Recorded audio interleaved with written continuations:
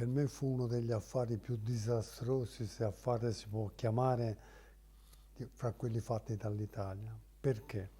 Intanto seminò lo scompiglio negli italiani, i quali non sapevano più che cosa fare. In secondo luogo, lasciò nelle mani dei tedeschi e della resistenza jugoslava circa 600.000 uomini dell'armata dei Balcani, cioè dalla Croazia fino alla Grecia e le isole greche. Lasciò in balia di se stesse.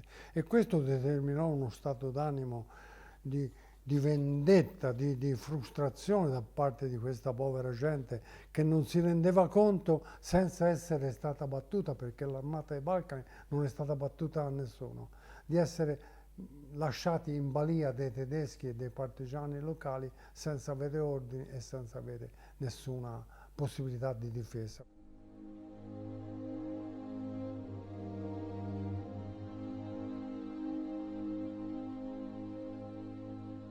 Aderimmo al nuovo esercito italiano subito in ottobre e fummo trasferiti, quelli che avevano aderito, a Munzingen, nel grande campo di addestramento di Munzingen. Lì facemmo un altro corso addestramento ufficiali secondo le norme della Wehrmacht, che durò da fine ottobre fino ai primi di dicembre. In questo periodo noi mettemmo a punto, noi ufficiali, come si può dire, delle disposizioni interne che servivano, secondo noi, a modificare il comportamento verso la truppa, il comportamento degli ufficiali per dargli maggiore efficienza. Per esempio, decidemmo questo: rinuncia all'attendente, rinuncia alla mensa ufficiale, vivere vicino alla truppa, condividere con la truppa le difficoltà, il rancio e tutto quanto, e dare sempre l'esempio in prima persona. Non solo, mentre nell'esercito, chiamiamolo regio, l'elemento uomo veniva considerato con disprezzo e con molta sufficienza, noi decidemmo di considerare ogni uomo come un essere pensante che bisognava ascoltare, salvo poi decidere ascoltare.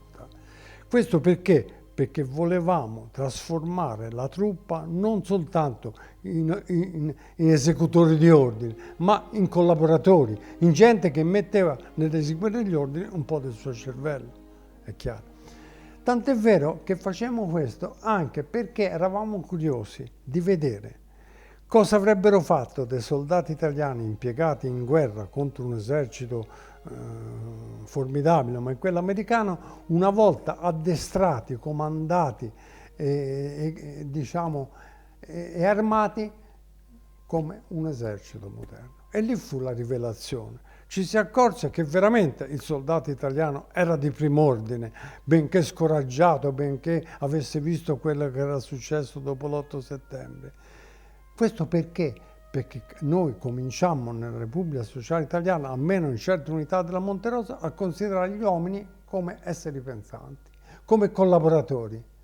Quando anche in batteria, in Garfagnana, sulla linea gotica, ci trovammo di fronte a eserciti spaventosamente armati, con una superiorità totale di aviazione, di carri armati e tutto, ci trovammo a combattere in condizioni difficilissime e lì fu molto d'aiuto.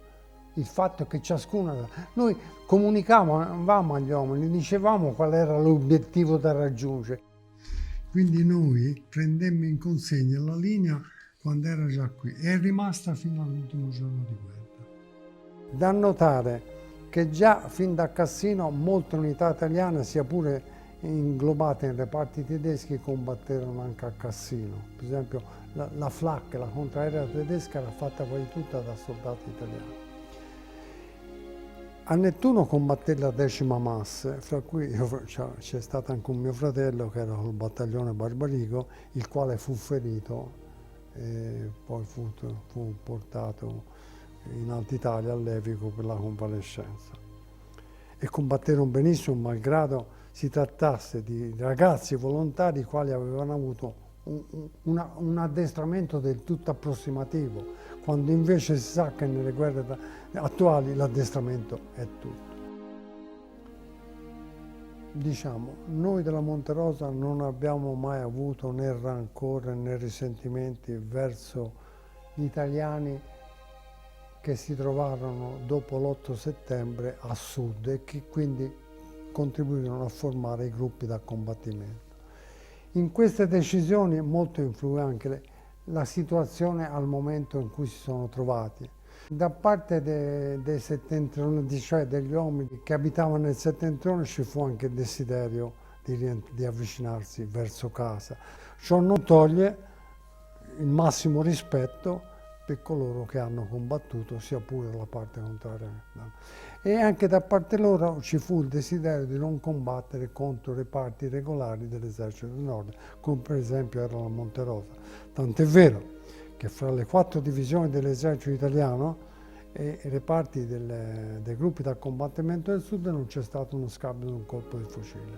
Vi dirò di più, che in Garfagnana a un certo punto hanno operato unità della 210ª divisione ausiliaria del sud, i quali facevano praticamente portatori di rifornimenti. Noi li vedevamo a volte con cannocchiale a forbice o con binocoli che con i muli portavano sulle quote rifornimenti agli americani. In questi casi noi abbiamo sempre sparato in alto colpi d'avvertimento o con le mitragliatrici pesanti oppure con gli obici per fargli capire che erano stati avvistati e nella maggior parte tornavano indietro. E da parte nostra non c'è stata mai l'intenzione di sparare per colpirli.